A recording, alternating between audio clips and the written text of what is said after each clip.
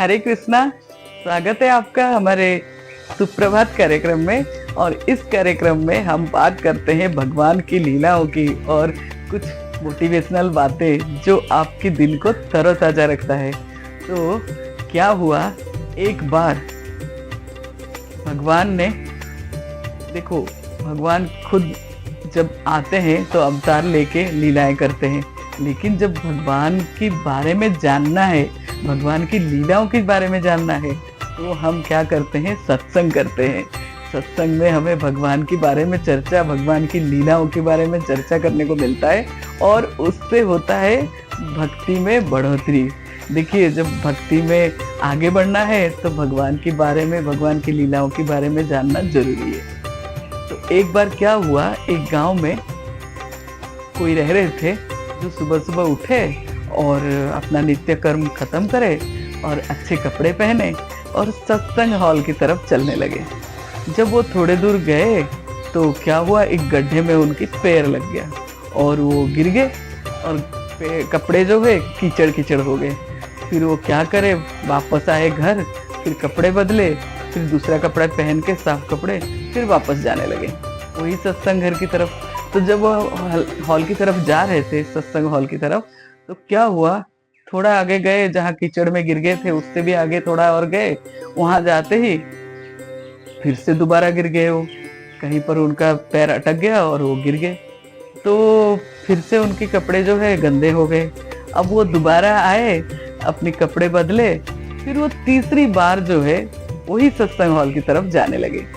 तो अब वो क्या देखते हैं, जहाँ पर वो 2 बार गिरे थे वहीं पर एक शख्स खड़ा है, वो भी मोमबत्ती लेकर, और मोमबत्ती लेकर खड़ा है और इनकी जाते ही बोला कि मेरे पीछे पीछे आइए, आपको सत्संग हॉल जाना है ना, आइए मेरे पीछे पीछे, से बोल के वो उनको लेते गया।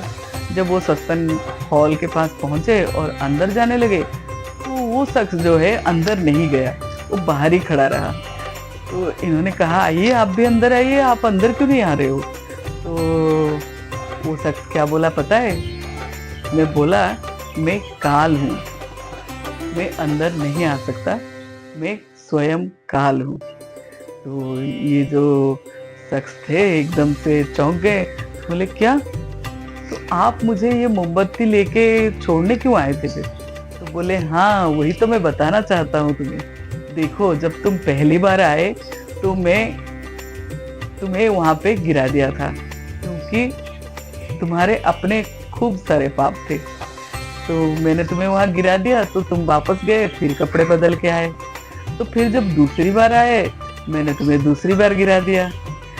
तो उसके बाद तुम दोबारा गए, तीसरी बार भी कपड़े बदल के आए।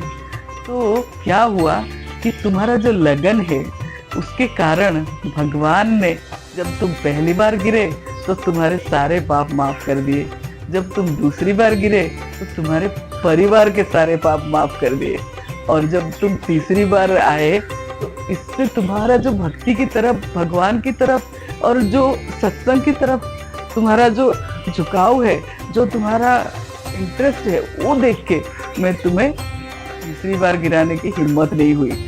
क्या पता, मुझे तो डर लगने लगा, अगर मैं तीसरी बार तुम्हें गिरा दूं तो क्या पता पूरे गांव का ही भगवान जो है पूरे गांव को ही माफ कर दे, उनकी सारी पाप खत्म कर दे। तो इसीलिए मुझे तुम्हें लेके आना पड़ा यहाँ पे सत्संग में, ताकि तुम यहाँ पे अपना सत्संग अटेंड करो, अपनी भक्ति को आगे बढ़ाओ। देखो, सबसे बड़ी चीज है भक्ति। जब हम भक्ति करते हैं तो उसमें इफ्स एंड बट्स नहीं होना चाहिए। लोग तो ऐसे होते हैं, परिवार में थोड़ा सा इधर उधर हुआ, कोई मेहमान आ गया तो कहेंगे आज रहने देते हैं सत्संग, आज सत्संग छोड़ के आज मेहमानाबाजी कर लेते हैं।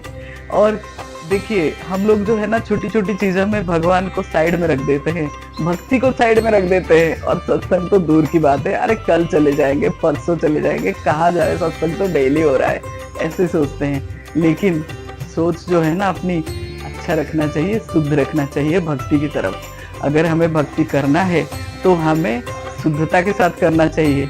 आज छोड़ दिया, कल ले लिया, इस तरह का नहीं। इससे भगवान को भी समझ में आता है कि तुमने मुझे सीरियसली नहीं लिया। ठीक है, हम इतने चालाक नहीं है कि हम चालाकी कर जाए, हमारा मन चालाकी कर जाए और हम जो है भक्ति कर ले और भगवान को पता ही ना चले, है ना? ऐसा नहीं होता है। तो इसीलिए हमें जो है अगर भक्ति करना है तो शुद्धता के साथ करना है। भगवान को बिल्कुल फोकस्ड रहना चाहिए भक्ति में और भगवान को सीरियसली लेना चाहिए, टाइम पास की तरह नहीं। ठीक है? तो आज की बात यही है कि भगवान की भक्ति में अपनी शुद्धता होना ज़रूरी है। तो उससे भगवान भी आपको रास्ता दिखा देते हैं। देखिए काल ने खुद रास्ता दिखा दिया और जाके सत्संग हॉल में पहुंचा दिया।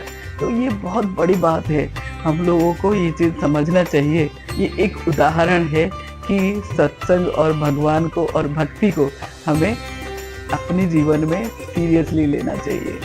आपका दिन शुभ हो और मंगलमय हो। हरे